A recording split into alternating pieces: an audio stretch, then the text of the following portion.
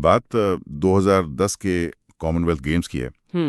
एक पत्रकार इन खेलों के पीछे चल रहे घोटालों की बहुत गहरी जांच कर रहा था। हाँ, और उस टाइम माहौल भी काफी गर्म था इन सब चीजों को लेकर। बिल्कुल।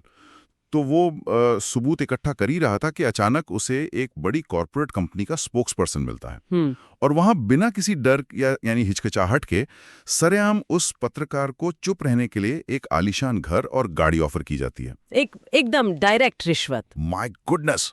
एकदम खुलेआम। हाँ, एकदम सरेआम। ये कहानी सुनने में किसी सस्पेंस थ्रिलर का सीन लग सकती है, पर यह बिल्कुल सच है।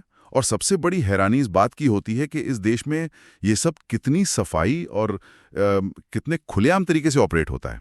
अ feast of vultures, the hidden business of democracy in India. ये किताब तो सच में बहुत डिस्टर्बिंग और फैसिनेटिंग दोनों है। बिल्कुल। इस किताब के जरिए हम उस छुपे हुए सिस्टम को डिकोड करेंगे जो इस देश को असल में चला रहा है। ये किसी एक नेता या किसी एक पॉलिटिकल पार्टी की कहानी नहीं है। ये उस पूरे ताने बाने की कहानी है जो मिडलमैन यानी बिचौलियों के सहारे जिंदा है। यानी वो लोग जो सिस्टम के चिंक्स में ऑपरेट करते हैं। एग्जैक्टली। बिहार के एक छोटे से गांव की सड़क से लेकर दिल्ली के शक्तिशाली दफ्तरों और ग्लोबल हथियार डील्स तक हम ये समझेंगे कि इस सिस्टम में आखिर हर चीज की एक कीमत कैसे तय होती है। तो चलिए इस नेटवर्क को समझने के लिए एकदम जमीन पर चलते हैं।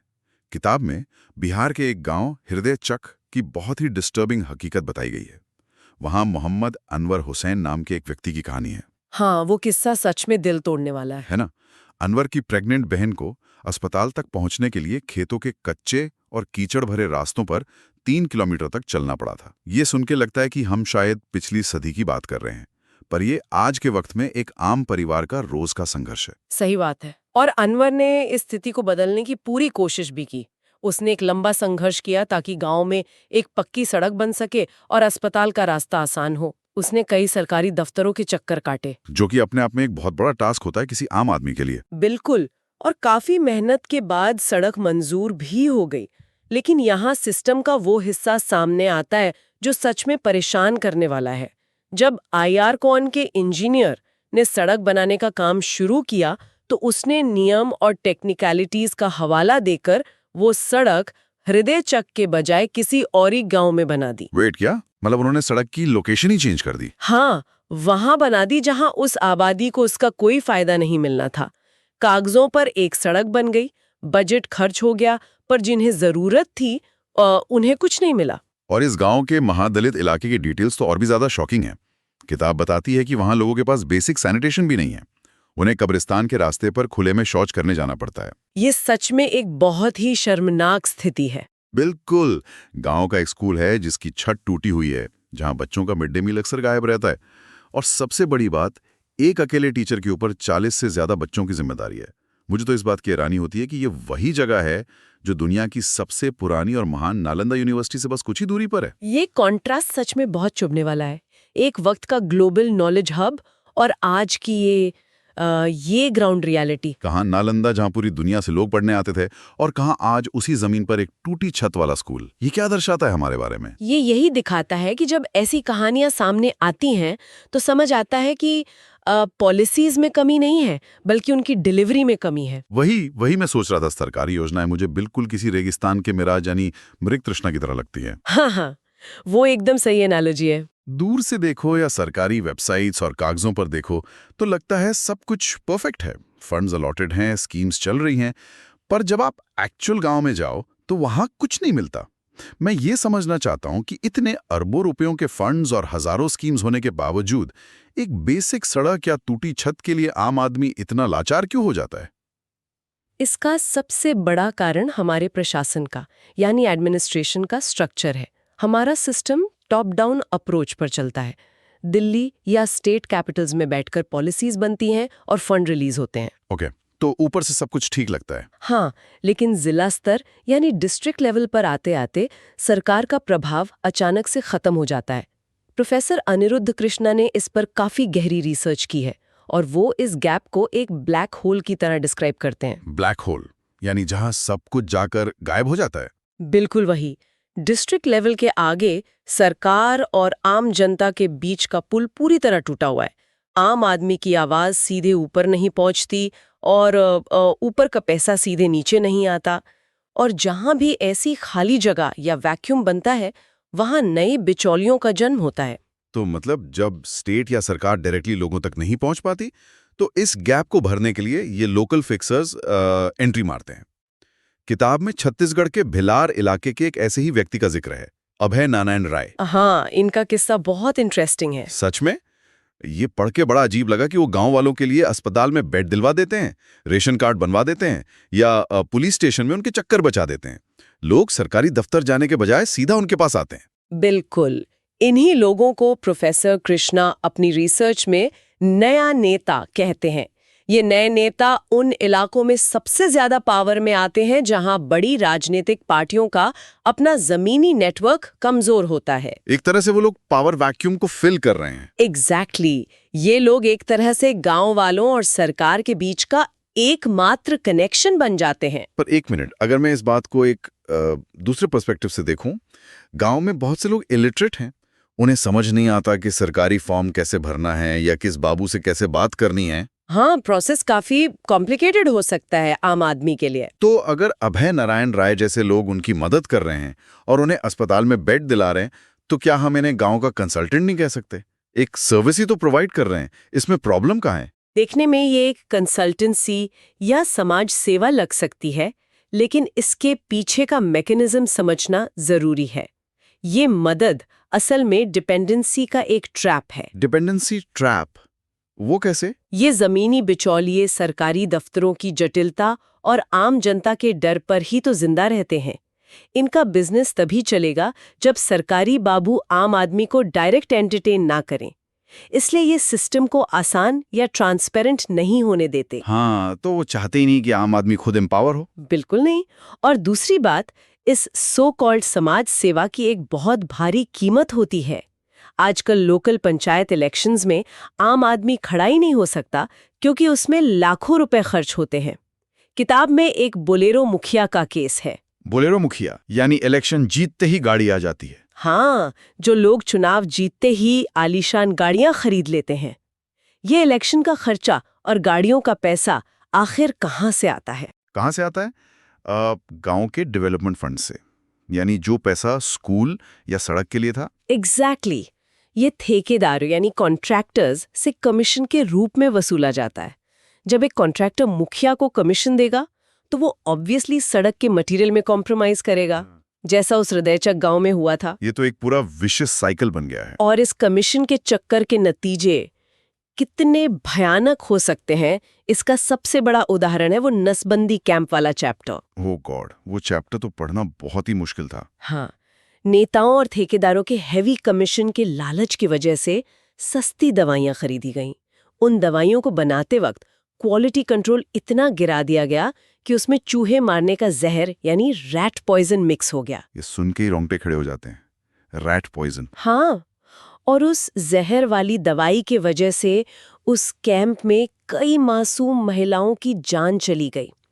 ये सिर्फ इनएफिशिएंसी नहीं है, ये कमीशन के लालच में किया गया एक इंस्टीट्यूशनल मर्डर था। ये तो सच में दिल दहला देने वाला है। सिर्फ चंद रुपयों के कमीशन के लिए दवाई में रैट पॉइजन आने देना, ये साफ दिखाता है कि मिडलमैन के लिए आम आदमी की जान की कोई कीमत नहीं है। उनके लिए बस अपना कट मैटर करता है। खैर, गांव के लेवल पर तो हमने देखा कि डर और लैक ऑफ एक्सेस से ये बिचौलिए पावर में आते हैं। लेकिन जब हम इस चेन में ऊपर जाते हैं, दिल्ली के शक्तिशाली गलियारों में, वहां भी एक्सेस का ही खेल है ना? बिल्कुल, वहां भी पैटर्न सेम है, बस स्केल बड़ा हो जाता है। हाँ, पर वहां आम आदमी नहीं, वहां पर देश के सबसे बड़े लोग और बिलियनर्स एक्सेस ढूंढ रहे होते हैं। यहाँ सेंट्री होती है उन लोगों की जिन्हें किताब द माइटी टाइपिस्ट्स कहती है। सही पकड़ा आपने। देश के सबसे बड़े नेताओं के पर्सनल असिस्टेंट्स यानी पीएज और टाइपिस्ट्स के पास ऐसी ताकत होती है जिसका अंदाजा किसी आम नागरिक को शायद ही हो। जो कि बहुत अजीब लगता है सुनने में कि एक टाइपिस्ट इतना पावरफुल कैसे हो सकता है। किताब बहुत डिटेल में आर.के. धवन का किस्सा बताती है, जो इंदिरा गांधी के सबसे करीबी एड थे। एक आम टाइपिस्ट जिसने अपना करियर सिर्फ डिक्टेशन लेने से शुरू किया था, वो इमरजेंसी के वक्त देश के सबसे ताकतवर लोगों में शामिल हो गया। वाओ, एक सिंपल टाइपिस्ट से इतना लंबा सफर। हाँ, उसने जस्टिस थक्कर कमीशन की इंक्वायरी झेली और न जाने कितने दशकों तक सत्ता के गहरे राज अपने सीने में दफन रखे। और इसमें विंसेंट जॉर्ज की कहानी भी तो है, जो राजीव गांधी और सोनिया गांधी के एड थे। उनके खिलाफ डिस्प्रपोर्शनेट एसेट्स यानी आय से अधिक संपत्ति का सीबीआई केस फाइल हुआ था। बिल्कुल, पर क्या उनका कुछ बिगड़ा? नहीं, बिल्कुल नहीं। उनकी वफादारी और उनके पास जो अंदर की इंफॉर्मेशन थी उसने उन्हें हमेशा बचाए रखा। ऐसे ही नेहरू जी के टाइम पर एमओ मथाई थे। उन्होंने तो बाद में अपनी किताब लिखकर ऐसे राज खोले कि लोग हैरान रह गए। हाँ, मथाई का इन्फ्लुएंस तो अलग ही लेवल पर था। एक टाइपिस्ट या पीए इतना ताकतवर था कि वो खुद किसी मिनिस्टर का इस्तीफा टाइप करके उन्हें कैबिनेट से बाहर का रास्ता दिखा सकता था। ये तो किसी मूवी जैसा लगता है। बिल्कुल। और ये लोग मिनिस्टर्स के इस्तीफे टाइप करने के अलावा भी बहुत कुछ करते थे। ये तय करते थे कि किस बिजनेसमैन की फाइल टेबल के ऊपर रहेगी और किसकी फाइल वहां से हमेशा के लिए गायब हो जाएगी। ये रोल सुनकर मुझे किसी बहुत ही एक्सक्लूसिव वीआईपी क्लब के बाउंसर की याद आ रही है। जैसे एक बाउंसर होता है ना। हाँ, जो दरवाजे पर खड़ा होता है। एग्जैक्टली। बाउंसर ना सिर्फ ये डिसाइड करता है कि इस रेड वेलवेट रोप के अंदर कौन जाएगा और कौन बाहर खड़ा रहेगा, बल्कि क्लब के मालिक के कान में अंदर कौन सी बात डालनी है ये भी वही बाउंसर डिसाइड करता है। लेकिन मेरा सवाल ये है कि आखिर इन टॉप नेताओं को ऐसे पीएस की जरूरत होती क्यों है? ये तो खुद बहुत पावरफुल है। इसके पीछे का जो वाई है वो बहुत जरूरी है समझना। टेक्निकल टर्म्स में इसे प्लॉजिबल डिनायबिलिटी कहते हैं, यानी इनकार करने की गुंजाइश। प्लॉजिबल डिनायबिलिटी यानी अपने हाथ साफ रखना। एग्जैक्टली।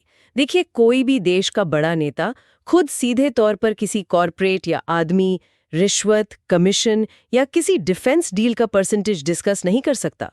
उन्हें पब्लिक में अपनी छवि एकदम साफ रखनी होती है। तो ये टाइपिस्ट्स एक बफर का काम करते हैं। हाँ, इसलिए ये टाइपिस्ट्स और पीएज एक एक्स्ट्रा कॉन्स्टिट्यूशनल अथॉरिटी की तरह ऑपरेट करते हैं। ये वो दरबान हैं जो डर्टी वर्क करते हैं, डील्स निगोशिएट करते हैं और नेता को ऑफिशियली इस सब से दूर रखते हैं, ताकि अगर कुछ गड़बड़ हो तो नेता बच सके। बिल्कुल। अगर कल को कोई स्टिंग ऑपरेशन हो जाए या मीडिया में बात लीक हो तो नेता आराम से कह सकता है कि मुझे तो इस बारे में कुछ पता ही नहीं था, ये सब मेरे स्टाफ ने किया है। तो ये इसेंशियली एक फायरवॉल की तरह काम करते हैं। तो अब अगर ये दरबान तय करते हैं कि अंदर कौन आएगा, तो ऑब्वियसली वो लोग आते होंगे जो देश के सबसे बड़े कॉन्ट्रैक्ट लेकर घूमते हैं। यहाँ हमारा डीप डाइव जाता है उस डार्क वर्ल्ड में जहाँ ग्लोबल आर्म्स डीलर्स और टैक्स हेवन का खेल चलता है। ये चैप्टर तो इस किताब का सबसे कॉम्प्लेक्स और रिवीलिंग हिस्सा है। सच में किताब में एक अनोनिमस फॉरेन डिप्लोमेट का किस्सा है जो काफी फनी और सैड दोनों है। वो डिप्लोमेट समझ ही नहीं पा रही थी कि एक simple state to state defence deal को भारतीय अधिकारी इतना डेस्परेटली पुश क्यों कर रहे हैं। हाँ, उन्हें समझ ही नहीं आ रहा था कि चल क्या रहा है बैकग्राउंड में। और उन्हें टेंशन इस बात की थी कि जब रिश्वत देनी ही है तो दे किसे, क्योंकि सामने वाला आकर ऑफिशियली मांगेगा तो नहीं। एग्जैक्टली। जब फॉरेन गवर्नमेंट्स और मल्टीनेशनल कंपनीज इस सिस्टम में आती हैं तो उन्हें पता ही नहीं होता कि इस भूल भुलैया में एंट्री कैसे करनी है। वहां पर ये प्रोफेशनल मिडलमैन और आर्म्स डीलर्स हीरो बनकर आते हैं। यानी ये लोग नेविगेशन गाइड बन जाते हैं फॉरेन कंपनीज के लिए। बिल्कुल। डिफेंस सेक्टर और मल्टी बिलियन डॉलर डील्स में इनका दबदबा पूरी तरह से कायम है। एक बहुत बड़ा नाम है सुधीर चौधरी का, जो इस किताब में एक्सप्लिसिटली मेंशन किया गया है। हाँ, इनका नाम तो काफी बार न्यूज में भी आया है। इनका नाम सोल्टैम गन अपग्रेड और फिन मैकेनिका हेलीकॉप्टर्स जैसे बड़े स्कैंडल्स में सामने आया था। ये मिडलमैन तय करते थे कि आर्मी के टेक्निकल ट्रायल्स में किस कंपनी का हथियार पास होगा और किसकी रिपोर्ट नेगेटिव बनेगी। लेकिन एक चीज जो समझ नहीं आती, जब इतने बड़े आरोप लगते हैं और सबको पता होता है कि कुछ गलत चल रहा है, तो ये पकड़े क्यों नहीं जाते? जैसे सुधीर चौधरी के अगेंस्ट केसेस थे, पर सीबीआई ने आखिर में लैक ऑफ एविडेंस बोलकर केसेस बंद कर दिए। ऐसा होता कैसे है? सबूत गायब कैसे हो जाते हैं? सबूत गायब करने का सबसे असरदार तरीका है टैक्स हेवन्स का इस्तेमाल। इसे समझने के लिए हमें नंदा परिवार की कहानी देखनी पड़ेगी। एडमिरल एसएम नंदा और उनके बेटे सुरेश नंदा, जो HDW सबमरीन स्कैंडल में शामिल थे। ओ हाँ, इस घोटाले ने तो एक समय पर देश की राजनीति में भूचाल ला दिया था। आमतौर पर होता क्या है, अगर दिल्ली में कोई रिश्वत ली जा रही है तो सीबीआई बैंक अकाउंट्स चेक कर सकती है, पर ये मिडलमैन इतने स्मार्ट होते हैं कि ये पैसा इंडिया में लेते ही नहीं, किताब डिटेल में बताती है कि कैसे लिक्टेनस्टीन, जो यूरोप का एक छोटा सा देश और टैक्स हेवन है, वहां मंडूरा ऑनस्टाल्ट नाम का एक ट्रस्ट बनाया गया। ओके, तो ये शेल कंपनी या ट्रस्ट एक्चुअल में काम कैसे करता है? सीबीआई इन तक क्यों नहीं पहुंच पाती? लिक्टेनस्टीन जैसे देशों का बिजनेस मॉडल ही एब्सोल्यूट सीक्रेसी पर चलता है। अगर आप वहां एक ट्रस्ट बनाते हैं तो आपको एक्चुअल ओनर यानी बेनिफिशियल ओनर का नाम पब्लिक या इंटरनेशनल एजेंसीज को बताने की जरूरत नहीं होती। टाइम के उस ट्रस्ट अकाउंट में जाता है। सीबीआई को सिर्फ एक ट्रस्ट का नाम पता होता है, उसके पीछे कौन सा नेता या मिडलमैन है वो लीगली प्रूव ही नहीं किया जा सकता। ये तो एकदम फुल प्रूफ प्लान लगता है। फिर उस ट्रस्ट के अकाउंट से सीधा लंदन में आलीशान प्रॉपर्टीज खरीद ली जाती हैं। पैसा दिल्ली के ऑफिशियल सिस्टम में कभी आया ही नहीं, तो सबूत कहाँ से मिलेगा? वाह, मतलब पूरा स्ट्रक्चर ही इस तरह से डिजाइन किया गया है कि करप्शन लीगली इनविजिबल हो जाए। और जब इतना पैसा और पावर होता है तो सिर्फ सीबीआई ही नहीं, पूरा लीगल सिस्टम इनके आगे बेबस नजर आता है। बिल्कुल, इसका एक क्लासिक एग्जाम्पल भी दिया गया है। जैसे इसी नंदा परिवार के संजीव नंदा का वो famous BMW hit and run case. किताब में दिखाया गया है कि कैसे इस केस में लीगल सिस्टम को मैनिपुलेट करने की पूरी कोशिश की गई थी। हाँ, और ये इम्प्यूनिटी यानी सजा से बच निकलने का डर ना होना इस लेवल पर बहुत कॉमन है। ओटावियो क्वाट्रोकी और बोफोर्स स्कैंडल तो हर किसी ने सुना होगा। हाँ, वो तो देश के सबसे बड़े स्कैंडल्स में से एक है। कैसे एक इटालियन बिजनेसमैन का एक्सेस इतना पावरफुल था कि उसने आर्मी चीफ के एक्सपर्ट ओपिनियन को तक दरकिनार करवा दिया था। और एक इंटरेस्टिंग पैटर्न जो किताब से निकल कर आता है। हाँ, मैं इसी बारे में सोच रहा था। देखिए, चाहे सरकार कांग्रेस की हो या बीजेपी की, ये बिचौलिए हर दौर में और हर सरकार के वक्त में इक्वली स्ट्रांग रहे हैं। सिस्टम इनके लिए हमेशा सीमलेसली काम करता है। सही कहा। सोर्स मटेरियल देखते हुए ये क्लियर हो जाता है कि ये करप्शन पॉलिटिकल पार्टी से ऊपर उठ चुका है। यहाँ हम किसी पार्टी की साइड नहीं ले रहे, बल्कि किताब के फैक्ट्स बता रहे हैं। ये एक तरह का ऑपरेटिंग सिस्टम बन गया है, चाहे नेता कोई भी हो। एकदम सही एनालिसिस है ये। लेकिन इस पॉइंट पर आकर मेरे दिमाग में एक बहुत ही अनसेटलिंग सवाल आ रहा है। हमने चर्चा की शुरुआत की हृदयचक गांव से, जहां एक टूटी हुई छत वाले स्कूल के लिए सरकार के पास पैसा नहीं है, और अब हम बात कर रहे हैं लिक्टेनस्टाइन की और लंदन की प्रॉपर्टीज की, जहां हजारों करोड़ रुपए घूम रहे हैं। क्या ये दोनों बिल्कुल अलग दुनिया है या इनके बीच एक डायरेक्ट कनेक्शन है? ये दोनों दुनिया बिल्कुल आपस में जुड़ी हुई हैं, और यही इस छानबीन का सबसे कड़वा सच है। वो कैसे जुड़ी हुई हैं? जो पैसा उन टैक्स हेवन्स के गुप्त अकाउंट्स में पड़ा है या जिनसे लंदन की आलीशान बिल्डिंग्स खरीदी गई हैं, वो वही पैसा है जो उस गांव की सड़क बनाने के लिए टैक्स कलेक्शन से आया था। वो वही पैसा था जो अस्पताल में बेड और स्कूल के बच्चों की एजुकेशन पर खर्च होना था। यानी ये बॉटम से टॉप तक एक पाइप जुड़ा हुआ है। हाँ, जब दिल्ली में बैठा कोई नेता या बिचौलिया किसी फॉरेन कंपनी से परसेंटेज लेता है, तो फॉरेन कंपनी उस परसेंटेज को कॉम्पेंसेट करने के लिए या तो सब स्टैंडर्ड इक्विपमेंट देती है या प्रोजेक्ट की ओवरऑल कॉस्ट बढ़ा देती है। उस कॉस्ट को आम टैक्स पेयर अपनी जेब से भरता है। मतलब हम बेसिक फैसिलिटीज के बिना इसलिए घूम रहे हैं क्योंकि किसी की लंदन वाली प्रॉपर्टी की किश्त जारी है। ये बहुत ही डिप्रेसिंग रियलिटी है। और आम आदमी इंसाफ के लिए जिस सीबीआई या एंटी करप्शन एजेंसीज की तरफ देखता है, उनका रिकॉर्ड क्या है इन सब में? सीबीआई का एक्चुअल कन्विक्शन रेट, यानी जहां वो आरोपियों को कोर्ट में दोषी साबित कर पाए हैं, वो सिर्फ 3.96% है। सिर्फ 3.96%। वेट, सिर्फ अंडर 4%? ये तो ना के बराबर है। ये आंकड़ा अपने आप में एक पूरी कहानी है। ये क्लियरली दिखाता है कि जब पावर और पैसे वाले मिडलमैन इस ट्रैप में आते हैं, तो उनके लिए वहां से निकलने के हजारों रास्ते सिस्टम में पहले से ही बने हुए हैं। तो इस पूरे डीप डाइव से जो मैं समझ पा रहा हूं, वो ये है कि बिचौलिया यानी मिडलमैन इस देश की सबसे तेजी से बढ़ती हुई और शायद इकलौती ऐसी इंडस्ट्री है जो कंप्लीटली रिसेशन प्रूफ है। हाँ, इनका धंधा कभी मंदा नहीं होता। मार्केट कैसा भी हो, इनका काम हमेशा चलता है। चाहे आपको सरकारी अस्पताल की लाइन में आगे बढ़ना हो या देश के लिए फाइटर जेट्स खरीदने हो, बिना इन मिडलमैन के इंजन में तेल डाले इस सिस्टम के पहिए 1 इंच भी आगे नहीं घूमते। और इसी वजह से आज इस टॉपिक को समझना हम सबके लिए बहुत जरूरी था। सुनने वालों को ये समझना होगा कि इसका उनकी जिंदगी पर सीधा असर पड़ता है। बिल्कुल। आम आदमी को लगता है कि ये सब बड़े लेवल की बातें हैं, पर हम रोजमर्रा की जिंदगी में जिस प्रदूषण का सामना करते हैं, जो ट्रैफिक जैम्स झेलते हैं, पब्लिक ट्रांसपोर्ट का जो बुरा हाल है, और प्राइमरी एजुकेशन महंगी होती जा रही है, ये सब अचानक से या बाय एक्सीडेंट नहीं हो रहा है। ये इस हिडन बिजनेस ऑफ डेमोक्रेसी का डायरेक्ट फॉल आउट है। ये बहुत ही अहम पॉइंट है। एक कॉमन सिटीजन लगातार ये टैक्स इस हिडन सिस्टम को पे कर रहा है, बिना रियलाइज किए कि विकास का पैसा एक्चुअली वहां रीडायरेक्ट हो रहा है जहां उसको नहीं होना चाहिए, टैक्स हेवंस और मिडलमैन की जेबों में। एकदम पॉइंट पर। और इस चर्चा को खत्म करने से पहले मैं आपको एक बार वापस उस पहले किस्से की तरफ ले जाना चाहता हूं, जहां कॉमनवेल्थ गेम्स में पत्रकार को चुप कराने के लिए घर और गाड़ी दी जा रही थी। जब एक डेमोक्रेटिक कंट्री का ताना बाना इस हद तक इन मिडलमैन और फिक्सर्स के सहारे ऑपरेट करने लगे, तो एक बहुत ही गहरा सवाल उठता है। और वो सवाल क्या है? अगर हम किसी मैजिक वॉन्ड से इन सारे बिचौलियों को सिस्टम से पूरी तरह बाहर निकाल दें, तो क्या उसके बाद हमारे ये सिस्टम अच्छी तरह और ईमानदारी से चलने लगेगा, या फिर उनके हटते ही ये पूरा का पूरा सिस्टम किसी ताश के पत्तों के महल की तरह ढेर हो जाएगा? ये एक ऐसी थॉट है जो आगे भी काफी बहस और सोच विचार की मांग करती है। आज के लिए बस इतना ही। मिलते हैं अगली गहरी छानबीन में।